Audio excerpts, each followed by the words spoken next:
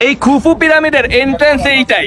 আপনার প্রথমে উপরে উঠতে হবে, তারপর একটা গুহার মতো আছে, ওই গুহার ভিতর দিয়ে ঢুকে যেতে হবে, তারপরে আপনি ক্লাইম্ব করতে পারবেন একদম পিরামিডে। বিশ্বাস হচ্ছে না, আমি এখন সেই পিরামিডের উপর দিয়ে হেঁটে যাচ্ছি। এটা একটা আমার কাছে অবিশ্বাস্যকর ব্যাপার যে সপ্তম আশ্চর্যর একটি আশ্চর্যতে আমি উঠতেছি। পিরামিডের আমি যত ভিতরে যাচ্ছি আমার তত মনে হচ্ছে আমি সেই 4600 বছর আগে ফিরে যাচ্ছি।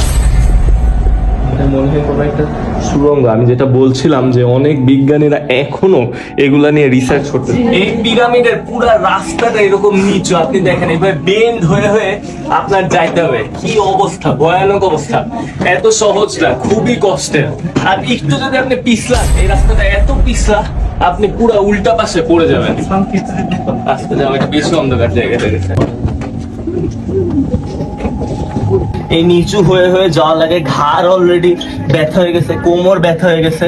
এইখানে এরকম আরো সরু রাস্তা আছে, যেটা বিশাল রাস্তা, আপনার পুরোটা ক্রস করতে অনেক সময় লেগে যাবে।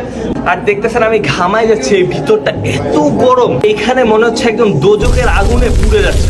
পাথরগুলা 4600 বছরেরও বেশি পুরানো। আর দেখেন এই সিঁড়িগুলা, ওরা কিভাবে এই ভিতরে ঢুকার জন্য এরকম রাস্তা করে দিছে, অস্বাভাবিক ব্যাপার। আপনি চিন্তা করেন, ওই সময়কার রাজা বাচ্চারা তাদের এই পিরামিড দিয়ে প্রমাণ করতো তাদের টাকা আর তাদের শক্তির পরিচয় দিত এই পিরামিড বানিয়ে।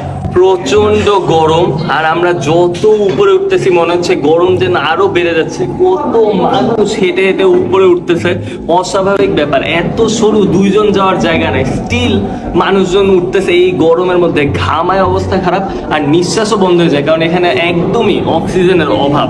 এরকম অনেক সুড়ঙ্গ এই পিরামিডের ভিতরে আছে, কিন্তু দেখবেন এগুলি ক্লোজ করে দেওয়া, কারণ রিসার্চাররা এগুলো নিয়ে রিসার্চ করতেছে। ওরা এখনো জানে না এগুলোর ভিতরে কি আছে। এখানেই ছিল ফেরাউন, সেই ফেরাউনের মমি।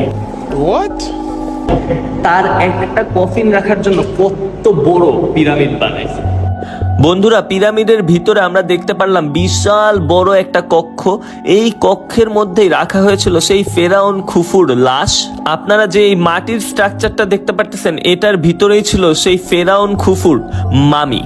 আর এই ঘরে ঢুকে দেখলাম যে অনেকেই এখনো ফেরাউনদের তাদের দেবতা মনে করে, তাই তারা এই ফেরাউনের মৃতদেহর বাক্সের পাশে বসে ইবাদত করছে। পিরামিডের ভিতরে যখন প্রথম বিজ্ঞানীরা ঢুকে, তখন তারা শুধুমাত্র সেই খুফুর কফিনটা পায়, কিন্তু তার ভিতরে যত গোল্ড ছিল, যত আসবাবপত্র ছিল, এমনকি যে সিংহাসন ছিল সেটাও তারা খুঁজে পায় না। কারণ বলা হয় তখনকার মানুষরা নাকি এই সব কিছুই কাজের জিনিস চুরি করে নিয়ে।